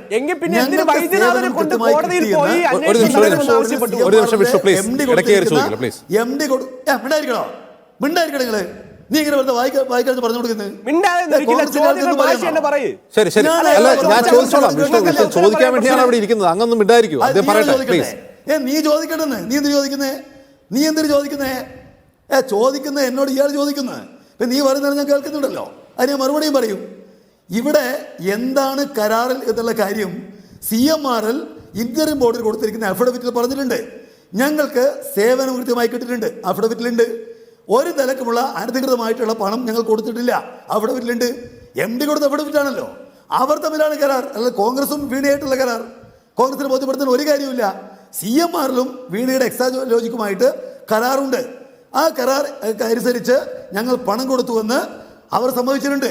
ഞങ്ങൾക്ക് സേവനം കിട്ടിയിട്ടുണ്ട് അവർ സമ്മതിച്ചിട്ടുണ്ട്. സേവനത്തിന് അപ്പുറമല്ലാതെ ഒരു പൈസയും കൊടുത്തിട്ടില്ല എന്നും ഇന്റർ ബോർഡർ കൊടുത്തിരിക്കുന്ന എഫിഡവിറ്റിലുണ്ട്. പിന്നെ ഇയാൾക്ക് വേവലാതികളുടെ കാര്യം എന്താ? ഇനി അന്വേഷിക്കണം, അന്വേഷിച്ചോട്ടെ. രാഷ്ട്രീയ പകവക്കലല്ലേ ഇവിടെ. ഇപ്പോൾ നമ്മുടെ രാഹുൽ ഗാന്ധിയെയും അതുപോലെ തന്നെ സോണിയാഗാന്ധിയെയും അവർ വേട്ടയാടുന്നു. കോൺഗ്രസ്സുകാർ അത് സഹിക്കുന്നു. ഖാർഗെ അതിനെതിരായിട്ട് പറയുന്നു. ഇവിടെ ഞങ്ങൾ വേട്ടയാടുന്നു, ഞങ്ങളതിനെതിരായിട്ട് പറയുന്നു. പക്ഷേ ഇവിടെ BJPയുടെ B ടീമാണ് കോൺഗ്രസ് എന്നുള്ളത് കൊണ്ട് അവരതിന് കൂടെ നിൽക്കുന്നു. ഖാർഗെ പറയുന്നത് അവർക്ക് ബാധകമല്ല, ACC പറയുന്നവർക്ക് ബാധകമല്ല. അവർക്ക് ബാധകം നരേന്ദ്രമോദി പറയുന്നതാണ്, സുരേന്ദ്ര പറയുന്നതാണ്. പറഞ്ഞോട്ടെ, ജനങ്ങൾ മനസ്സിലാക്കുമല്ലോ. അതുകൊണ്ട് അതിലൊന്നും ഒരു ഭയവും ഞങ്ങളെ സംബന്ധിച്ചില്ല. നിങ്ങൾ എന്തെല്ലാം കൊമ്പിട്ട് കുലിക്കിയാലും പിണറായി വിജയൻ്റെ അദ്ദേഹത്തിൻ്റെ മാസ്മരികമായ ഈ ഒരു പ്രതിച്ഛായക്ക് മുമ്പിൽ ഒരു ചെറിയ കരു പോലും നിങ്ങൾ കേൾപ്പിക്കാനാവില്ല എന്നുള്ളത് ഉറപ്പാണ്. ശരി, സൂര്യനെ പ്രകാശ് നിങ്ങൾക്ക് മാസ്റ്റർ. പഴമുറ കൊണ്ടൊന്നും ഓക്കെ മറച്ചാൽ ഓക്കെ അദ്ദേഹം പിണറായി പറയാൻ വിജയൻ പോകുന്നില്ല. സൂര്യനായിരിക്കാം, ഒരു സംശയവും അത് ആ സൂര്യന്റെ പ്രകാശം പഴമുറ കൊണ്ട് മറച്ചാൽ നിൽക്കാൻ കഴിയില്ല. എൻ്റെ ക്വസ്റ്റ്യൻ ഇതാണ്, അപ്പോൾ ഈ വീണ വിജയനുമായി ബന്ധപ്പെട്ട ഈ ആരോപണത്തിൽ പാർട്ടി വീണ വിജയന്റെ കമ്പനിക്കൊപ്പം നിൽക്കുന്നു, അതിലൊരുതരം അനധികൃതമായ ഒരു ഇടപാടും ഇല്ല, അതുണ്ടെങ്കിൽ തന്നെ സംരക്ഷിക്കാൻ നിങ്ങളുണ്ട്, നിങ്ങൾ പൂർണ്ണമായും ആ കാര്യത്തിൽ വീണ വിജയനെ പ്രൊട്ടക്ട് ചെയ്യുകയാണ്, അങ്ങനെയാണോ? നിങ്ങൾ ഇരട്ടത്താപ്പാണ് സ്വീകരിക്കുന്നത്. നിങ്ങളൊരു വീണ വിജയൻ ആക്രമിക്കുന്നു, ഞങ്ങൾക്ക് ഇടപെടേണ്ട ഒരു കാര്യമില്ല. നിങ്ങൾ കേന്ദ്ര ഗവൺമെൻറ്റിൻ്റെ ഒരു ബ്യൂറോ ഇറക്കിയിരിക്കുന്ന ഉത്തരവിൽ പ്രോമിനൻ്റ് പേഴ്സൺ എന്ന് പറയുന്നു. ഒരാൾക്കെതിരായിട്ട് കേസിൽ അയാൾ അച്ഛനെ പറ്റി എപ്പോഴെങ്കിലും പറയുമോ? അങ്ങനെ കേട്ടിട്ടുണ്ടോ നിങ്ങൾ എപ്പോഴെങ്കിലും? നിങ്ങൾക്കെതിരായിട്ടൊരു കേസ് വരുന്നു, നിങ്ങൾ അച്ഛൻ മോശമാണ് എന്ന് വിധിയിൽ പറയോ? അത് ബോധപൂർവമാണെന്ന് മനസ്സിലാക്കാൻ സാമാന്യ ബുദ്ധി പോരെ? നിങ്ങൾ അദ്ദേഹത്തെ വേട്ടയാടാൻ വേണ്ടിയാണ് വീണയെ കൊണ്ടുവരുന്നത് എന്നുള്ളത് ആർക്കറിയാതിരിക്കുന്നത്? അദ്ദേഹത്തെ സംരക്ഷിക്കേണ്ടത് ഞങ്ങളുടെ ചുമതലയാണ്. കാരണം അദ്ദേഹത്തിൻ്റെ പ്രഭയെ കെടുത്തുന്നത് കേരളത്തിലെ ഇടതുപക്ഷ മുന്നണിയെ തകർക്കാനാണ് എന്ന് ഞങ്ങൾ കൃത്യമായിട്ട് അറിയാം. അതുകൊണ്ട് അതിനെ സംരക്ഷിക്കാൻ ഞങ്ങൾ ശ്രമിക്കും. എന്താ ശ്രമിക്കാതെ? അതിലൊന്നും ഞാൻ ചോദിക്കട്ടെ, ബിനീഷ് കോടിയേരിക്കെതിരെ എത്ര ദിവസങ്ങൾ ചർച്ച ചെയ്തിട്ടുണ്ട്? ഈ പേഴ്സൺ വെച്ച് കോടതി വിധി എന്താ? ബിനീഷ് കോടിയേരിക്കെതിരെയുള്ള കേസ് ഇപ്പോൾ സസ്പെൻഡ് ചെയ്തിരിക്കുകയാണോ? ബിനീഷ് കോടിയേരിയുടെ കേസിൽ പ്രതിപക്ഷം പോലും അത് കോടിയേരിക്കെതിരെ കോടിയേരിയാണ് അതിന് പിന്നിലെന്ന് ആരും ആരോപിച്ചിട്ടില്ല. ആ കോടിയേരിയുടെ മകൻ ഉൾപ്പെട്ട കേസിൽ കോടിയേരി ആരും കോടിയേരിയാണ് ആ പണം കൊടുത്തതെന്ന് പറഞ്ഞിട്ടില്ല, കോടിയേരിക്ക് വേണ്ടിയാണ് ചെയ്തതെന്ന് പറഞ്ഞിട്ടില്ല. KPCC പ്രസ്താവന നോക്ക്. എല്ലാം അല്ല, ഇവിടെയും മുഖ്യമന്ത്രി കൊടുത്തതെന്ന് പറയുന്നില്ലല്ലോ, ഇവിടെ നിങ്ങൾ മുഖ്യമന്ത്രി കൊടുത്തതെന്ന് പറയുന്നില്ലല്ലോ. നിങ്ങൾ പ്രതിപക്ഷ നേതാവും അതുപോലെ KPCC അധ്യക്ഷനും KPCC പ്രസ്താവനയും നോക്കൂ, കോടിയേരി കുറ്റപ്പെടുത്തിക്കൊണ്ട്. എത്ര എണ്ണം? 1, 2, 3, 5 ആണോ? നിങ്ങൾ കോടിയേരിയെ അദ്ദേഹത്തെ രോഗശയ്യയിൽ പോലും അപമാനിക്കാൻ എത്ര ശ്രമിച്ചു എന്നുള്ളതിന് ചരിത്രം സാക്ഷിയാണ്. ശരി, നിങ്ങൾ പറഞ്ഞാൽ ഇല്ലാതെ പോകുന്ന കാര്യമൊന്നുമല്ല. ശരി ശരി ഞാൻ ബി ഭദ്രൻ, ഇവിടെ പ്രളയ നിയന്ത്രണത്തിന്റെ ഭാഗമായിട്ടാണ് തോട്ടപ്പള്ളി ഖനനം എന്ന് പറഞ്ഞല്ലോ. ആ മണൽ അവിടെ നിന്ന് നീക്കിയതിന് ശേഷം പ്രളയവുമായി ബന്ധപ്പെട്ട എന്തെങ്കിലും മാറ്റം പോസിറ്റീവായി അവിടെ ഉണ്ടായിട്ടുണ്ടോ?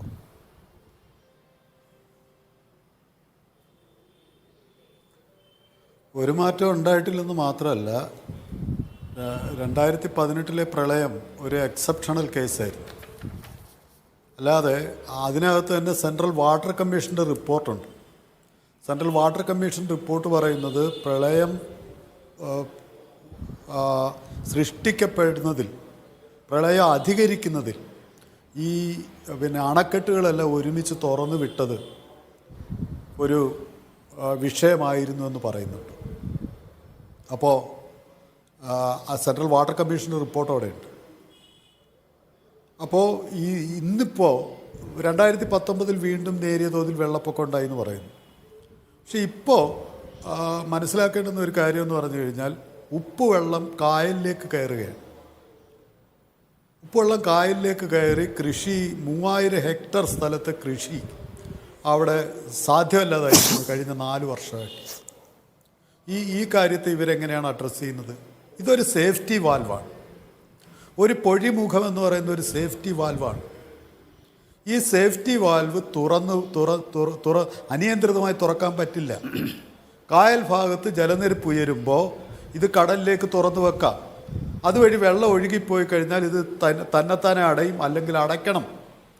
ഈ അത്തരത്തിലുള്ള ഒരു സേഫ്റ്റി വാൽവാണ് തോട്ടപ്പള്ളി പൊഴി എന്ന് പറയുന്നത്. ആലപ്പുഴ ജില്ലയ്ക്ക് 22 പൊഴികളുണ്ട്. ആ പൊഴികളിൽ ഒന്നുപോലും ഉപയോഗപ്പെടുത്തുന്നില്ല. തോട്ടപ്പള്ളി പൊഴി മാത്രമാണ് ഉപയോഗപ്പെടുത്തുന്നത്. തെക്കോട്ടും വടക്കോട്ടും പടിഞ്ഞാറോട്ടുമുള്ള ജലനിർഗമന മാർഗങ്ങളൊന്നും ഉപയോഗപ്പെടുത്തുന്നില്ല.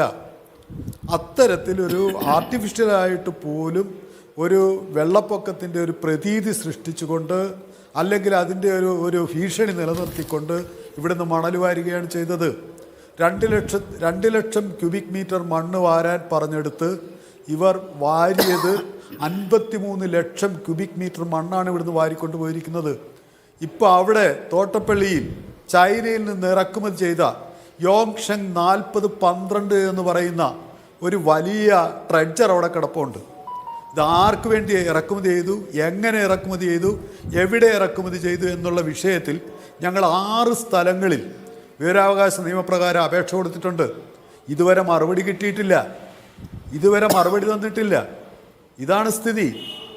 അപ്പോൾ കുട്ടനാടിനെ സംബന്ധിച്ചിടത്തോളവും ഈ മണൽ ഖനനം യാതൊരു വിധമായ നേട്ടങ്ങളും ഉണ്ടാക്കിയിട്ടില്ല എന്ന് മാത്രമല്ല, കോട്ടങ്ങളാണ് ഉണ്ടാക്കിയിട്ടുള്ളത്. ഇതൊരു റംസാർ സൈറ്റാണെന്നേ. ഇതൊരു റംസാർ സൈറ്റാണ്. സമുദ്രനിരപ്പിന് താഴെ കൃഷി ചെയ്യുന്ന ലോകത്തിലെ 2 സ്ഥലങ്ങളിൽ ഒന്നാണ് കുട്ടനാട്. ഒന്ന് നെതർലൻഡ്, 2 കുട്ടനാട്. കുട്ടനാടിലെ ഉൾനാടൻ മത്സ്യസമ്പത്ത് മുഴുവൻ നഷ്ടപ്പെട്ടു പോകും. അത്തരത്തിൽ വലിയ നഷ്ടം, വലിയ കുഴപ്പങ്ങൾ കുട്ടനാടിനുണ്ടാക്കും. ഇത് ആഗോള താപനത്തിൻ്റെയും വെയിൽ ദിന വെള്ളപ്പൊക്കങ്ങളുടെയും കാലമാണ്. റോക്സി കോൾ മാത്യുവിനെ പോലെയുള്ള കാലാവസ്ഥാ ശാസ്ത്രജ്ഞർ നിർദ്ദേശം നൽകിയിരിക്കുന്നു. ഈ കേരളത്തിൻ്റെ തീരം സംരക്ഷിക്കപ്പെടണം.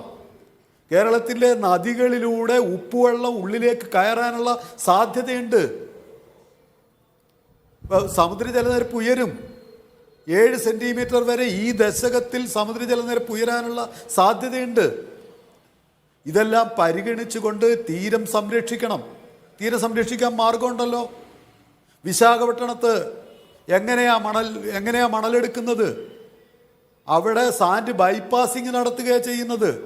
അവിടെ ഡ്രഡ്ജിങ് കോർപ്പറേഷൻ ഓഫ് ഇന്ത്യ മണൽ വാരി തെക്കേ കരയിൽ നിന്ന് വടക്കേ കരയിലേക്ക് ഇടുന്നുണ്ട്. ഇവിടെ മണൽ വാരി മണൽ കമ്പനികൾ കൊണ്ടുപോകണമെന്ന് ആരാ തീരുമാനിച്ചേ?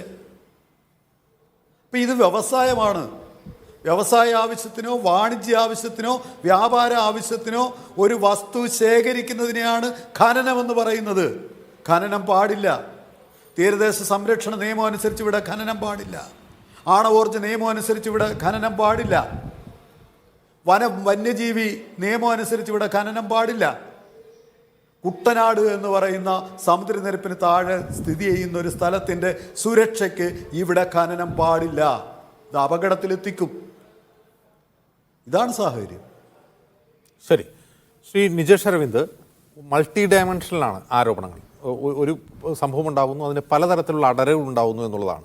എന്തിന് പണം കൊടുത്തു എന്ന് ചോദിക്കുമ്പോൾ ഒന്ന് സ്വകാര്യ മേഖലയിൽ ഖനനത്തിന് വേണ്ടിയുള്ള ലോബിങ്ങിൻ്റെ ഭാഗമാകാം. തോട്ടപ്പള്ളിയിൽ ഈ മണൽ കൊണ്ടുപോയി അതിൻ്റെ ഏറ്റവും എൻഡിലുള്ള ഉപഭോക്താക്കൾ, ടെയിലെൻഡിലുള്ള ഉപഭോക്താക്കൾ CMRലാണ്, അതിനുവേണ്ടിയാകാം. അങ്ങനെ പല ഇതുമുണ്ട്. പക്ഷേ ഇതൊക്കെ ഒരുതരം തിയറിയാണ്. ഇതൊന്നും ഇവിടെ പ്രകാശ് മാസ്റ്റർ പറഞ്ഞതുപോലെ സൂര്യനെ പോലെ ജ്വലിച്ചു നിൽക്കുന്ന പിണറായി വിജയനെതിരെ നിരവധി ആരോപണങ്ങൾ കഴിഞ്ഞ കാലങ്ങളിൽ വന്നു. ഒരു തെരഞ്ഞെടുപ്പിൽ ആരോപണങ്ങൾ ജനം തള്ളിക്കളഞ്ഞു. മുഖ്യമന്ത്രിയുടെ ഓഫീസ് കേന്ദ്രീകരിച്ച് കേന്ദ്ര ഏജൻസികൾ നടത്തിയ അന്വേഷണവും നിങ്ങൾ ധാരാളം ആരോപണങ്ങൾ ഉന്നയിക്കുമ്പോഴും അതൊന്നും തെളിയിക്കാൻ പറ്റുന്നില്ല. ഇതും ഒരു ഉണ്ടയില്ലാവിടിയായി മാറും.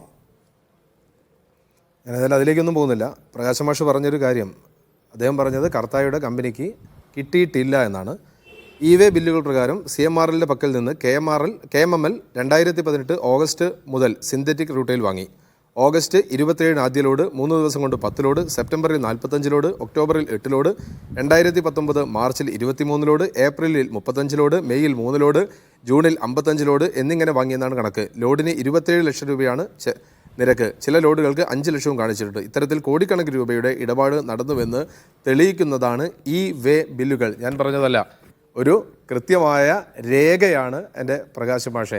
അപ്പോൾ അത് നിങ്ങൾ നിഷേധിക്കുന്നത് ശരിയാണോ? ഇതിൻ്റെ ഉപഭോക്താവ്, ഇതിൻ്റെ ഗുണഭോക്താവ് ആരാണ്?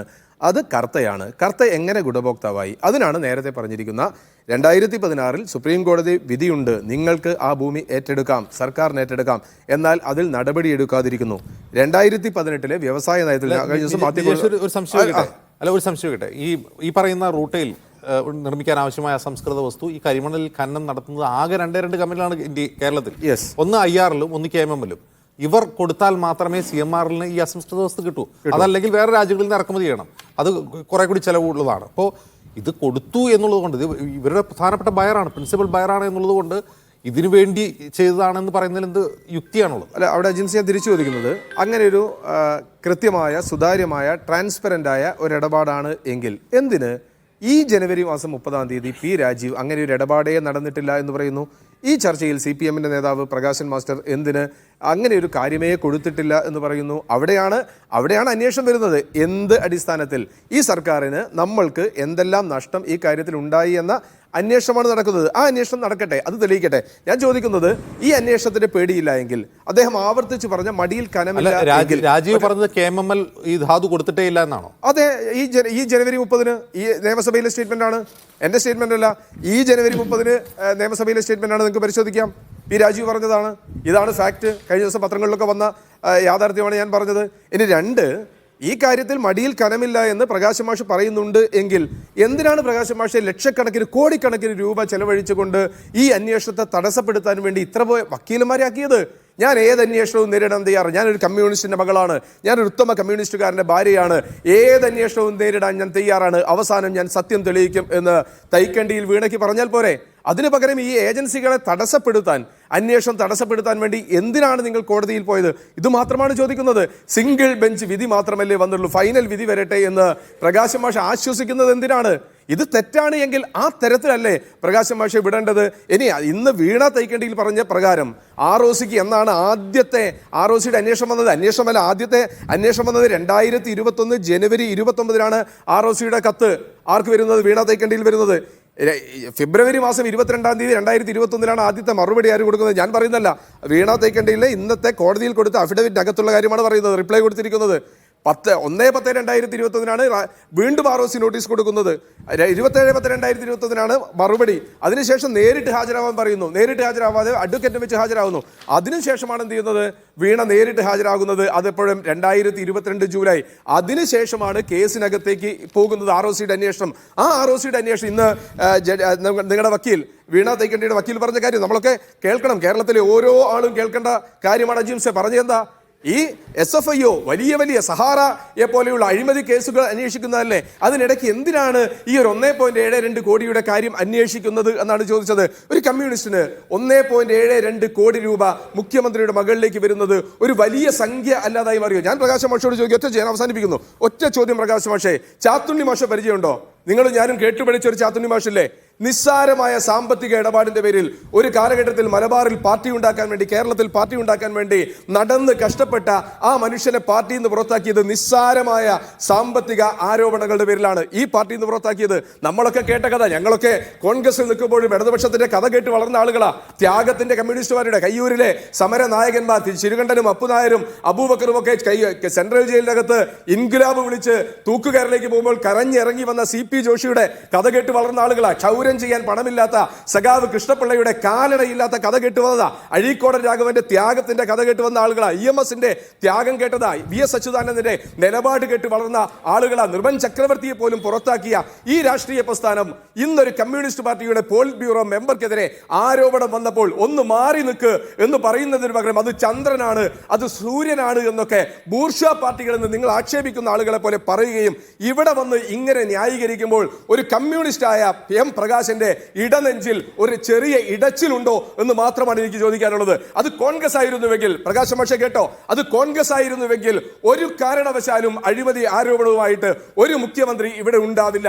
ഏതെങ്കിലും ഒരു ഭാഗത്തു കൂടി അന്വേഷണം, ഏതെങ്കിലും അവരുടെ മക്കളുടെ പേരിലോ കുടുംബത്തിലെ ഒരാളുടെ പേരിലോ അന്വേഷണം വന്നു കഴിഞ്ഞാൽ രാജിവെച്ച് മാറി നിൽക്കാനുള്ള ആർജവം ഉണ്ടായിരുന്നു കോൺഗ്രസിന്റെ നേതാക്കന്മാർക്ക്. എന്തുകൊണ്ട് കമ്മ്യൂണിസ്റ്റ് പാർട്ടിക്ക് ഒരു മന്ത്രിയുടെ ഭാര്യ, മുഖ്യമന്ത്രിയുടെ മകൾ, ഇരട്ട ബന്ധം അവിടെ സംരക്ഷിക്കാൻ നിൽക്കുന്ന പാർട്ടിക്ക് എന്തുകൊണ്ട് ആ സൂര്യ തേജസ്സിനോട് ഒരു 6 മാസം മാറി നിൽക്കണമെന്ന് പറയാനുള്ള ആർജവം ഇല്ലാതായി പോയത്? അങ്ങനെ പറയാൻ വെമ്പുന്ന, അങ്ങനെ പറയാൻ ആയുസ്സുള്ള, അങ്ങനെ പറയാൻ ആർജവമുള്ള G സുധാകരനെ പോലെയുള്ള ആളുകളെ നിങ്ങൾ എന്നോ ചവിട്ടി പുറത്താക്കി ന്യായീകരിക്കാൻ മാത്രം കെൽപ്പുള്ള കുറെ ആളുകളെ മാത്രമാണ് പ്രകാശ് മാഷെ നിർഭാഗ്യവശാൽ ഈ പാർട്ടിക്കകത്തുള്ളത്.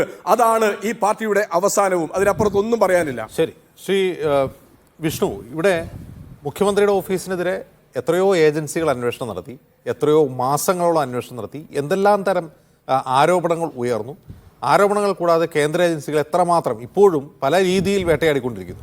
ഇതൊന്നും തെളിയിക്കാൻ നിങ്ങൾക്ക് കഴിഞ്ഞില്ല. മുഖ്യമന്ത്രിയിലേക്ക് അത് എത്തുന്നില്ല. ആരെയൊക്കെ അന്വേഷിക്കുന്നുണ്ടാവും. അതിനപ്പുറം ഈ അന്വേഷണം തന്നെ നോക്കുക. ഇവിടെ അഴിമതി ആരോപണം ഉയരുമ്പോൾ പോലും നിങ്ങൾ അന്വേഷിക്കുന്നത് സീരിയസ് ഫ്രോഡ് ഇൻവെസ്റ്റിഗേഷൻ ഓഫീസർ വെച്ചിട്ടാണ്. അഴിമതിയാണെങ്കിൽ വേറെ ഏജൻസികളാണല്ലോ അന്വേഷിക്കേണ്ടത്. ഇതും ഈ തെരഞ്ഞെടുപ്പ് കാലത്തുള്ള ഈ അന്വേഷണത്തിൽ രാഷ്ട്രീയ ലാക്കല്ലാതെ മറ്റെന്താണുള്ളത്? അല്ല, വീണ വിജയനെതിരെ അന്വേഷണം തുടങ്ങിയത് ഈ പാർലമെന്റ് തിരഞ്ഞെടുപ്പിന്റെ തലേദിവസം ഒന്നുമല്ല ജിംസെ. 2021 മുതൽ വീണ വിജയനെതിരെ രജിസ്റ്റർ ഓഫ് കമ്പനീസിന്റെ അന്വേഷണം നടക്കുകയാണ്. അങ്ങനെ പലതവണ നോട്ടീസ് അയക്കുകയും വീണ വിജയന്റെ പ്രതിനിധി ഹാജരാകുകയും പിന്നീട് വീണ വിജയൻ തന്നെ ജൂലൈ 6, 2022 നേരിട്ട് ഹാജരാവുകയൊക്കെ ചെയ്തിട്ടുണ്ട്. അപ്പോൾ ഇത് ഒരു അന്വേഷണങ്ങളുടെ തുടർച്ചയായി നടക്കുമ്പോഴാണ് ഒരു സേവനം നൽകിയെന്നതിന്റെ പേരിൽ 1.7 കോടി രൂപ കൈപ്പറ്റിയ ഈ ആരോപണം ഇന്റർ സെറ്റിൽമെന്റ് ബോർഡ് പുറത്തുവിടുന്നത്. ഞാൻ ചോദിച്ചോട്ടെ, പ്രകാശം മാസ്റ്റർക്ക് എത്ര ചോദിച്ചാലും അതിന് ഉത്തരമില്ല. മുഖ്യമന്ത്രി തന്നെ സഭയിൽ പറഞ്ഞു 2 കമ്പനികൾ തമ്മിലുള്ള ഇടപാടാണ്. അങ്ങനെ 2 കമ്പനികൾ തമ്മിലുള്ള ഇടപാട് മാത്രമാണെങ്കിൽ എന്തേ SFIയുടെ അന്വേഷണത്തിനെതിരെ KSIDC കോടതിയിൽ പോയി തിരിച്ചടി വാങ്ങി? എന്തേ വീണ വിജയൻ കർണാടക ഹൈക്കോടതിയിൽ പോയി തിരിച്ചടി വാങ്ങി? ആ രേഖകൾ SFIക്ക് അങ്ങ് കൊടുത്താൽ പോരെ? എന്തിനാണ് മുഖ്യമന്ത്രിയും CPMന്റെ നേതാക്കന്മാരും മുഖ്യമന്ത്രിയുടെ മകളുമൊക്കെ ഇത്ര ഈ അന്വേഷണത്തിനെതിരെ ബുദ്ധിമുട്ടുന്നത്? ബീഡിയുണ്ടോ സഖാവേ തീപ്പട്ടി എടുക്കാൻ എന്ന് ചോദിച്ചതിൽ നിന്ന് മാസപ്പടിയുണ്ടോ സഖാവേ എന്ന് ചോദിക്കേണ്ട അവസ്ഥയിലാണ് കേരളത്തിലെ സഖാക്കന്മാർ. ഇപ്പോൾ നോക്കൂ, KSIDC ആണ് ഇതിലെ പ്രധാനപ്പെട്ട ഒരു കക്ഷി. ഈ KSIDC സംസ്ഥാന സർക്കാരിന്റെ കീഴിലാണ്. അത് മുഖ്യമന്ത്രി അടക്കം ഈ അന്വേഷണത്തിൽ ഒരു തൽപര കക്ഷിയായി മാറിയിരിക്കുകയാണ്. അതുകൊണ്ടാണ് ഈ വാദങ്ങളെ മുഴുവൻ വീണ വിജയന്റെയും KSIDCയുടെയൊക്കെ വാദങ്ങളെ മുഴുവൻ ഹൈക്കോടതികൾ തള്ളിയിരിക്കുന്നത്. മുഖ്യമന്ത്രിയുടെ ഇരു കരണത്തും ഹൈക്കോടതിയിൽ നിന്ന് ശക്തമായ പ്രഹരമേറ്റു കഴിഞ്ഞു. കാരണം മുഖ്യമന്ത്രി പ്രതിയാവാൻ പോകുന്നു. മുഖ്യമന്ത്രിയുടെ കീഴിൽ വരുന്ന ഒരു വകുപ്പാണ് ഇതിൽ ഇടപെട്ടിരിക്കുന്നത്. പക്ഷെ ഇത്രയൊക്കെ പറഞ്ഞിട്ടും കേരളത്തിലെ CPM നേതാക്കന്മാർ കുറച്ചുപേരൊക്കെ ഇപ്പൊ ക്യാപ്സ്യൂളൊക്കെ മതിയാക്കി AKG സെന്ററിൽ ഇരിക്കുകയാണ്. പക്ഷെ കുറച്ചുപേരൊക്കെ ഈ ആർക്കും മനസ്സിലാകാത്ത, സ്വന്തമായിട്ട് പോലും മനസ്സിലാക്കാത്ത ചില ക്യാപ്സ്യൂളുകളുമായി വരികയാണ്. പക്ഷെ വ്യക്തമായ ഒരു ഉത്തരം നൽകാൻ ഒരു CPMന്റെ നേതാവിനോ മുഖ്യമന്ത്രിക്കോ ഈ സമയം വരെ കഴിഞ്ഞിട്ടില്ല. കാരണം ഇതിൽ വലിയ അഴിമതി നടന്നിട്ടുണ്ട്. SFIയുടെ അന്വേഷണം നടക്കട്ടെ, നിങ്ങൾ എന്തിനു ഭയപ്പെടുന്നു? ആ തെളിവുകൾ അങ്ങ് കൊടുത്താൽ പോരെ, അവിടെ പ്രശ്നം അവസാനിക്കുമല്ലോ. പക്ഷെ അത് തെളിവുകൾ കൊടുക്കാനില്ല. ഏത് സർവീസ് കൊടുത്തു, ഏതൊക്കെ സോഫ്റ്റ്വെയർ കൊടുത്തു എന്ന് ചോദിച്ചാൽ വേറൊരു ഇടതൊരു അവതാരികം പറഞ്ഞ പോലെ ടാലി കൊടുത്തിട്ടുണ്ട്, MS ഓഫീസ് കൊടുത്തിട്ടുണ്ട്. കൊച്ചു കുട്ടികൾക്ക് പോലും കൈകാര്യം ചെയ്യാനെന്ന ഇതിനാണ് 1.7 കോടി രൂപ കൊടുത്തെന്ന് പറഞ്ഞാൽ ഇത് ആരും വിശ്വസിക്കില്ല. പിന്നെ പ്രധാനപ്പെട്ട മറ്റൊരു കാര്യമുണ്ട്. കാനഡയിൽ ഒരു കമ്പനി തുടങ്ങിയിട്ടുണ്ട് വീണയുടെ പേരിൽ, Sky 11 ഇൻഫോടെക്സ് എന്ന് പറയുന്ന കമ്പനി. പ്രൊഫഷണലുകൾക്ക് കൺസൾട്ടൻസി ട്രെയിനിങ്ങും. പെട്ടെന്ന് ഇതിന്റെ ഡയറക്ടർ സ്ഥാനത്ത് നിന്ന് വീണയുടെ പേര് അപ്രത്യക്ഷമായി. വീണയുടെ സഹായിയായ ദീപക് സഹായി ഡയറക്ടറായി വന്നിരിക്കുകയാണ്. അത് സ്ഥാപിച്ചതും വീണയുടെ പേരിലാണ്. ഈ കാനഡയിൽ ഈ കമ്പനി തുടങ്ങാൻ എവിടുന്നാണ് പണം കിട്ടിയത്? ഇതിനും പിണറായി വിജയന്റെ ഭാര്യയ്ക്ക് പെൻഷൻ കിട്ടിയ പണമാണോ, അതോ പിണറായി വിജയന്റെ ശമ്പളം കിട്ടിയ പൈസയാണോ? അതിനെന്തേ സോഴ്സുകൾ കൃത്യമായി പറയാത്തത്? ഇങ്ങനെ ഓരോ ദിവസവും ആരോപണങ്ങൾ വരികയാണ്. വിദേശ രാജ്യത്ത് പോലും ഇത്രയും കോടിക്കണക്കിന് രൂപ മുടക്കിക്കൊണ്ട് കമ്പനികൾ തുറന്നപ്പോൾ അതിന്റെ മൂലധനം എവിടെ എന്ന് CPM നേതാക്കന്മാരും കേരളത്തിന്റെ മുഖ്യമന്ത്രിയും പൊതുസമൂഹത്തോട് പറയാൻ ബാധ്യതയുണ്ട്. പെട്ടെന്ന് ഒരു ദിവസം കൊണ്ടാണ് മുഖ്യമന്ത്രിയുടെ മകളുടെ പേര് ഡയറക്ടറുടെ സ്ഥാനത്ത് നിന്ന് അപ്രത്യക്ഷയായിരിക്കുന്നത്. അപ്പോൾ ഇതെല്ലാം എങ്ങോട്ടാണ് പോകുന്നത്?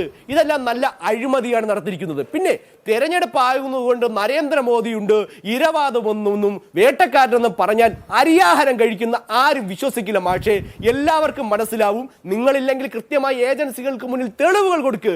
KSIDCക്ക് പോലും അന്വേഷണത്തെ തടയാൻ വേണ്ടി നിങ്ങൾ ലക്ഷങ്ങൾ വൈദ്യനാഥനെ കൊണ്ടുപോയി ചോദിച്ചപ്പോൾ വൈദ്യനാഥന് പോലും കേരള ഹൈക്കോടതി ചോദിച്ചില്ലേ എന്തുകൊണ്ട് നിങ്ങൾ ഭയപ്പെടുന്നു എന്ന്? ആ ഭയപ്പെടുന്നതിന്റെ ഉത്തരമാണ് നിങ്ങൾ നൽകേണ്ടത്. ശരി ബിജു. ശ്രീ പ്രകാശ് മാസ്റ്റർ, ഇപ്പോൾ ഈ ഒരു പുതിയ ആരോപണം കൂടി വരുന്നുണ്ട്. ആരോപണം Sky 11 എന്ന പേരിൽ കാനഡയിൽ ഒരു കമ്പനി തുടങ്ങിയതാണ്. ഇപ്പോൾ ഈ എക്സാലോജിക്കിനെ സംബന്ധിച്ച് പ്രതിപക്ഷം ഉയർത്തുന്ന ഒരു ആരോപണം, ഇതൊരു കടലാസ് കമ്പനിയാണ്, ഒരു സർവീസും ആർക്കും കൊടുക്കുന്നില്ല, കള്ളപ്പണം വെളുപ്പിക്കലായിരിക്കാം ഇത്തരം കമ്പനികളുടെ ലക്ഷ്യമെന്ന് ആരോപണം പ്രതിപക്ഷം ഉന്നയിക്കുന്നുണ്ട്. അപ്പോഴാണ് കാനഡയിൽ ഒരു കമ്പനി ഉണ്ടാക്കുന്നു, ആ വാർത്ത പുറത്തു വരുന്ന ഉടൻ തന്നെ അതിൽ നിന്ന് വീണ വിജയൻ്റെ അല്ലെങ്കിൽ വീണ ടിയുടെ പേര് മാറുന്നു, പകരം ഒരു സുഹൃത്തിൻ്റെ സഹായിയുടെ പേര് അതിൽ വരുന്നു. എക്സാലോജിക്കും ഇങ്ങനെയാണ്. ആരോപണം വന്നപ്പോൾ അതിൻ്റെ വെബ്സൈറ്റ് ആദ്യം പൂട്ടി, പിന്നീട് കമ്പനി തന്നെ ഇല്ലാതാവുകയാണ് ചെയ്തത്. ഇതെന്താണ് ഇങ്ങനെ? ആ കമ്പനി കുറേ കാലമായിട്ട് കമ്പനീസ് ആക്ട് അനുസരിച്ച് പ്രവർത്തിക്കാത്ത കമ്പനിയാണ് എന്ന് നിങ്ങൾക്ക് അറിയില്ലേ? പിന്നെ കാനഡയല്ല, വേറെ ഒരു 5-6 രാജ്യം പറ. നേരത്തെ കമല ഇൻ്റർനാഷണൽ പറഞ്ഞ പോലെ കാനഡയിൽ മാത്രമല്ല, ഇറ്റലിയിലുണ്ട്, അതുപോലെ കുറേ രാജ്യത്തിൻ്റെ പേരുണ്ടല്ലോ, അവിടെല്ലാം കുറേ കമ്പനി ഉണ്ടാവും. അതിൻ്റെ എല്ലാം പേര് പറഞ്ഞോട്ടെ. അതാ ഞാൻ പറഞ്ഞത്, നിങ്ങളെ പണി തന്നെ ഒന്നില്ലാത്ത സാധനം ഉണ്ടാക്കുക, എന്നിട്ട് അതിൻ്റെ മേലെ പിന്നെ അതിൻ്റെ സൈറ്റിനകത്ത് ഇന്ന് മാറ്റം വന്നു. അങ്ങനെ ഒരു സംഭവമേ ഇല്ല എന്നുള്ളത് ആർക്കറിയാതിരിക്കുന്നത്? നിങ്ങൾക്ക് പറയാം. നാളെ നിങ്ങൾ കാനഡ, ഇറ്റലി ഏതെങ്കിലും കണ്ടുപിടിച്ചോ, അതുപോലെ വേറെ ഏതെങ്കിലും രാജ്യത്ത് കണ്ടുപിടിച്ചോ. നിങ്ങൾക്ക് അതല്ലേ പണിയുള്ളൂ. അതിലൊന്നും ഒരു വസ്തുതയും ഇല്ല എന്നുള്ളത് ഞങ്ങൾക്ക് ഉറപ്പിച്ച് പറയാൻ കഴിയും. പിന്നെ ഈ കോടികളുടെ കൂടെ ഇപ്പോൾ കോൺഗ്രസിൻ്റെ ആൾ പറഞ്ഞു കോടികളുടെ അഴിമതി. ഞാൻ ചോദിക്കട്ടെ, അഴിമതിയുടെ പേരിൽ കോൺഗ്രസ് പുറത്താക്കിയ ഒരൊറ്റ കോൺഗ്രസ് നേതാവിൻ്റെ പേര് പറയട്ടെ? ഇന്ത്യയിലില്ലല്ലോ. ഞങ്ങൾക്ക് ധൈര്യത്തോടെ പറയാൻ കഴിയുന്നത് അതുകൊണ്ടാണ്. അഴിമതിയെ പൊറുപ്പിക്കുന്ന ഒരു പാർട്ടിയല്ല ഞങ്ങളുടെ പാർട്ടി. ശരി, ഞങ്ങൾ പ്രകാശ് വെറുതെ മാസ്റ്റർ പിന്നെ ഒറ്റ- കരുത്തില്ലാതെ ഒറ്റ കാര്യത്തിൽ പറയുന്നതല്ല. സ്ഥിരീകരണം കിട്ടിയാൽ മതി. കൃത്യമാണ് 2023 മാർച്ച് സംവിധാനമുള്ള പാർട്ടിയാ. 2023 മാർച്ചിൽ കാനഡയിൽ വീണ ടീ അങ്ങനെ ഒരു കമ്പനി തുടങ്ങിയിട്ടില്ല എന്നാണോ പാർട്ടിയുടെ കണ്ടെത്തൽ?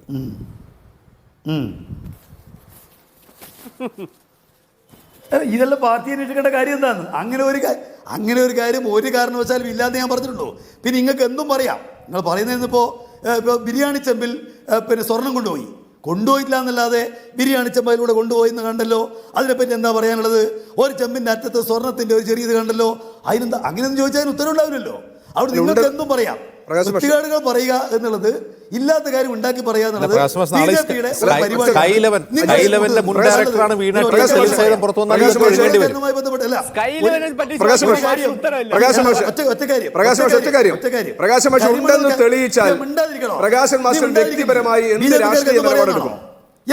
മിണ്ടാതിരിക്കുന്നത് നമുക്ക് സമയം അവസാനിക്കണം. ഒരു നിമിഷം നിജേഷ്, ഈ സ്കൈലെവന്റെ മുൻ ഡയറക്ടറാണ് അല്ല സ്കൈലെവന്റെ മുൻ ഡയറക്ടറാണ് വീണ ടീ എന്ന് തെളിഞ്ഞാൽ അങ്ങ് എന്ത് ചെയ്യും? ഇത് വിഴുങ്ങേണ്ടി വരില്ല എന്നാണ് ചോദ്യം. ഞാൻ ചോദിക്കട്ടെ, എല്ലാം ഞാൻ വിടുങ്ങുന്നോ? ഞാൻ എന്റെ രാഷ്ട്രീയ നിലപാടെന്ന് ചോദിക്കാനാണോ നിങ്ങൾ വിളിച്ചത്? അല്ലല്ലോ. CPM രാഷ്ട്രീയ നിലപാട് എന്താണെന്ന് അറിയാലേ നിങ്ങൾ വിളിച്ചിരിക്കുന്നത്. ഇവിടെ ഞാനൊരു കാര്യം പറയാം. കരിമണൽ ഞാൻ പറയുന്ന കാര്യം നിങ്ങൾ കേൾക്കണം. നിങ്ങൾ ഒരുപാട് പുതിയ ചോദ്യം ചോദിക്കല്ലെന്ന് നിങ്ങൾ 100 ചോദ്യം ചോദിച്ചു. ശരി പ്രകാശ് മാസ്റ്റർ പൂർത്തിയാകും. നിങ്ങളൊരു 100 ചോദ്യം ചോദിച്ചു വെച്ചിട്ടുണ്ടല്ലോ. അതിന് മറുപടി പറഞ്ഞു. കരിമണൽ ഖനനത്തെ സംബന്ധിച്ച് നിങ്ങൾ 2001, 2006 ഗവൺമെന്റാണ് വലിയ നിലക്ക് കരിമണൽ ഖനനം സ്വകാര്യവൽക്കരിക്കാൻ തീരുമാനിച്ചത്.